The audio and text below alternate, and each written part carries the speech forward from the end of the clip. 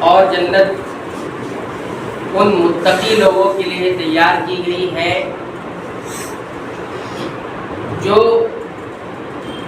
غصے کو پی جانے والے ہیں۔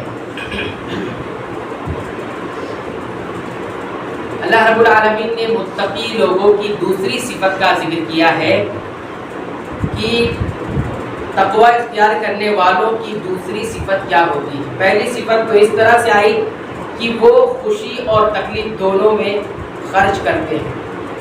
دوسری صفت کیا آئی ہے کہ والکاظمین الغیظ، وہ غصے کو پی جاتے ہیں، غصے کو پی جاتے ہیں، غصے کو کنٹرول میں کر لیتے ہیں۔ معنی اس کا یہ ہے کہ وہ لوگ جو سخت ترین غصے کو پی جاتے ہیں۔ غصے کے لیے عربی زبان میں دو طرح کے الفاظ استعمال ہوتے ہیں، ایک ہوتا ہے الغضب اور ایک ہوتا ہے الغیظ، جو یہاں پر آیا ہوا ہے۔ الغضب غصے کو بھی کہا جاتا ہے اور الغیظ اس کو بھی غصے کو کہا جاتا ہے، لیکن اللہ رب العالمین نے غضب کا لفظ یہاں پر استعمال نہیں کیا۔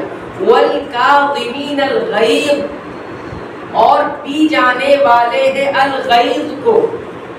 یہ الغیظ کیا چیز ہے؟ الغیظ کہتے ہیں کہ یہ غصے کی سخت ترین حالت ہے۔ غصے کی سخت ترین حالت، غصے کی تین قسمیں ہوتی ہیں۔ ایک حالت غصے کی ابتدائی ہوتی ہے، ایک حالت غصے کی انتہائی ہوتی ہے، آخری درجے کا غصہ، اور ایک حالت درمیان وسط کی ہوتی ہے۔ تو جو آخری درجے کا غصہ ہے، سخت ترین جو غصہ ہے، اس کو غیظ کہا جاتا ہے۔ متقی کی صفت بتائی گئی کہ وہ سخت ترین غصے کو بھی پی جاتے ہیں۔ ایسے لوگوں کے لیے جنت ہے۔ انسان سوچ رہا ہے کہ بہت آسانی سے جنت حاصل ہو جانے والی ہے، اتنی آسانی سے جنت حاصل نہیں ہو جانے والی۔ ہاں، اگر کوشش کرے تو بڑی آسانی سے حاصل ہو جائے، اور نہیں کوشش کرے تو بڑی مشکل ہے۔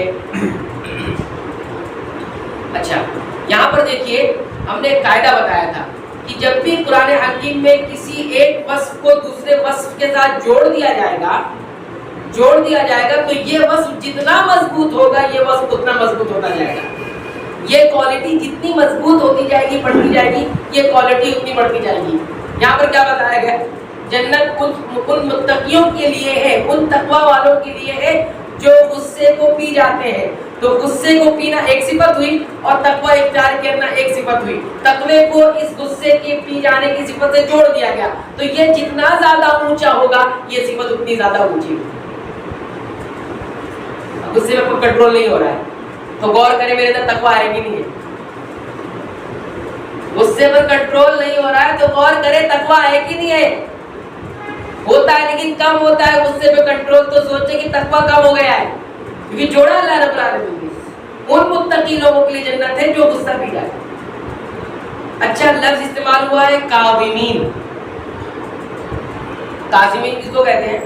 کاظمین کہتے ہیں روکنا، قسم کہتے ہیں روکنا، اور تکلیف بھی ہو رہی ہے، شدت بھی ہو رہی ہے، متاثر بھی انسان ہوا ہے، لیکن روکے اپنے آپ، اس کو کاظم کہتے ہیں۔ والکاظمین الغیظ، غصہ کنٹرول کرنا ہوتا ہے۔ غصہ کنٹرول کرنے میں کیا ہوتا ہے؟ انسان کو تکلیف ہوتی ہے، انسان کو کیا ہوتی ہے؟ تکلیف ہوتی ہے، اور وہ خود افیکٹڈ ہوا ہے غصے میں، کسی بھی وجہ سے ہوا ہو، تو افیکٹڈ ہوا ہے، متاثر ہوا ہے، الم بھی یعنی تکلیف بھی محسوس کر رہا ہے۔ ایسے چیز کو روک کر رکھنے کو کہا جاتا ہے کاظم، غصے کو پی جانے والے۔ یعنی جب بھی ان کو غصہ آتا ہے، مشتعل ہو جاتے ہیں، بھڑک اٹھتے ہیں، جلنے لگتے ہیں، لیکن کنٹرول کر لیتے ہیں۔ اچھا، انسان پر سب سے سخت ترین حالت یہی ہوتی ہے، انسان پر سب سے سخت ترین حالات، مشکل حالات اپنے غصے کو کنٹرول کرنا ہوتا ہے۔ کیا ہے؟ اپنے غصے کو کنٹرول کرنا ہوتا ہے۔ اور یہ بات ہم اچھی طرح سمجھ سکتے ہیں اس انسان کو دیکھ کر جو بہت جلدی غصہ ہو جاتا ہے، بہت جلدی جو غصہ ہو جاتا ہے، غصے میں آ جاتا ہے، اس سے ہمیں اس کا اندازہ بخوبی لگایا جا سکتا ہے۔ جب بھی ویسا انسان اپنے غصے کو کنٹرول کرے گا تو بڑا اس کو تکلیف ہوگی، بڑی شدت محسوس ہوگی، اور اتنی شدت محسوس ہوگی گویا ایک میدان ہے، ایک بڑے پہلوان سے وہ لڑ رہا ہے، اور پہلوان بھی اس کے مد مقابل کا ہے۔ کبھی یہ اس کو پچھاڑ رہا ہے، کبھی وہ اس کو پچھاڑ رہا ہے، کبھی یہ اس کو پٹکی دے رہا ہے، کبھی وہ اس کو پٹکی دے رہا ہے۔ ایک جو ہے مقابلہ ہے، اس کو انسان اپنے آپ سے لڑتا ہے۔ اب دیکھیے قرآن حکیم کس طرح سے سائیکولوجی بیان کرتا ہے، انسانی نفسیات۔ ماہر نفسیات یہ کہتے ہیں کہ انسان کے اندر بنیادی طور پر 6 قسم کے جذبات پائے جاتے ہیں۔ کتنے قسم کے؟ 6 قسم کے۔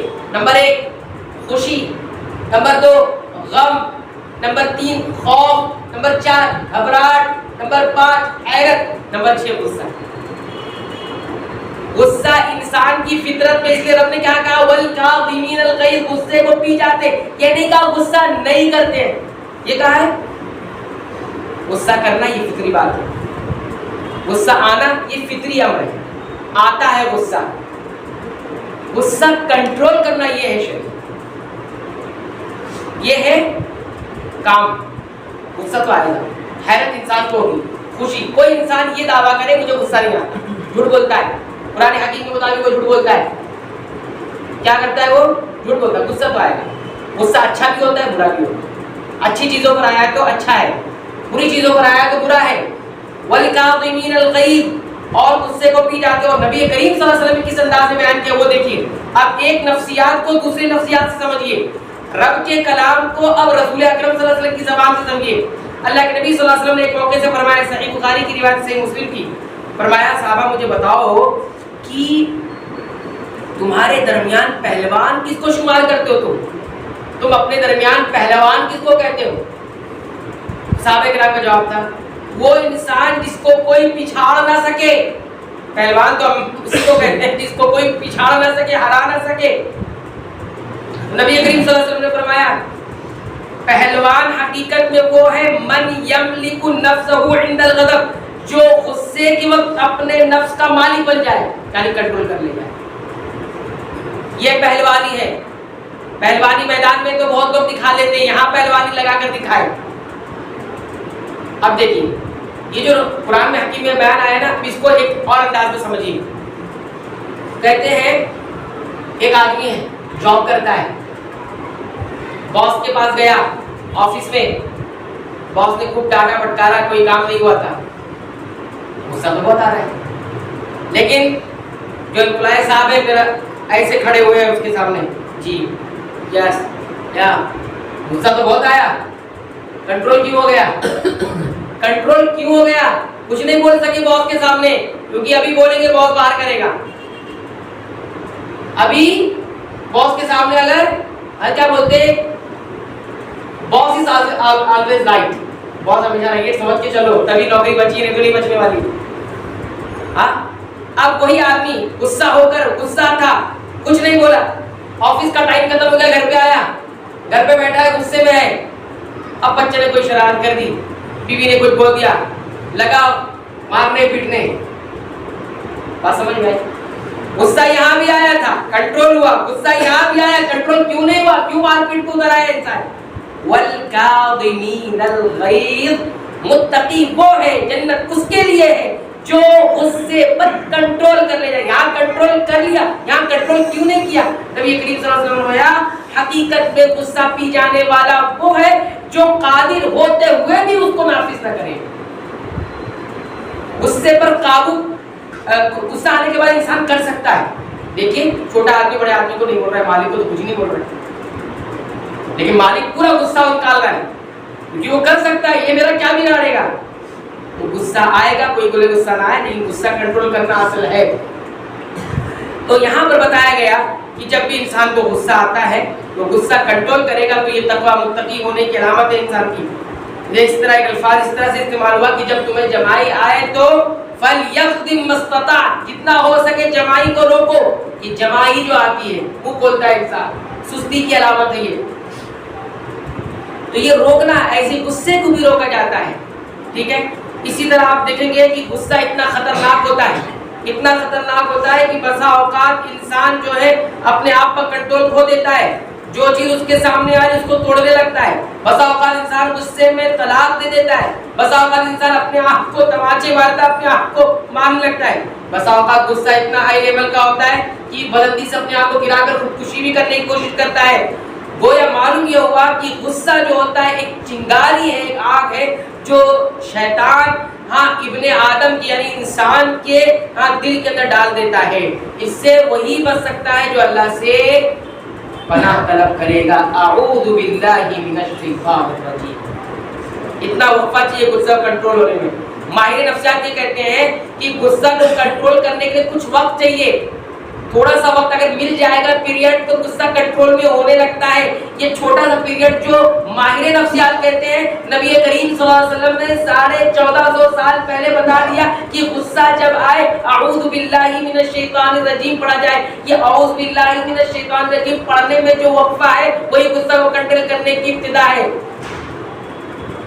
ایک حدیث میں اس طرح ہے غصہ آئے تو وضو کر لے، غصہ کیونکہ شیطان کی طرف سے، شیطان آگ سے، اور وضو ٹھنڈک ہے، ٹھنڈک کر دے۔ ایک حدیث میں اس طرح آیا غصہ کو کنٹرول کرنے کے لیے کھڑا ہے تو بیٹھ جائے، بیٹھا ہے تو لیٹ جائے، یعنی پوزیشن چینج کرے، پوزیشن چینج کرے۔ اور آپ دیکھیے بڑی بڑی یونیورسٹی میں جو مینجمنٹ کا کورس کرتے ہیں اس میں ایک سبجیکٹ بھی ہوتا ہے اینگر مینجمنٹ، غصے کو کیسے کنٹرول کیا جائے، غصے کو کیسے برابر رکھا جائے، اس میں ایک اینگر مینجمنٹ کا سبجیکٹ ہوتا ہے باقاعدہ۔ اس میں یہ ساری صورتیں بتائی جاتی ہیں جو شریعت نے ہمیں بتا دی ہے۔ ہماری شریعت ہماری فطرت ہماری نفسیات سے بالکل برابر ہے۔ کوئی یہ نہیں سمجھ پاتا تو وہ اپنی شریعت پر شک کرتا ہے۔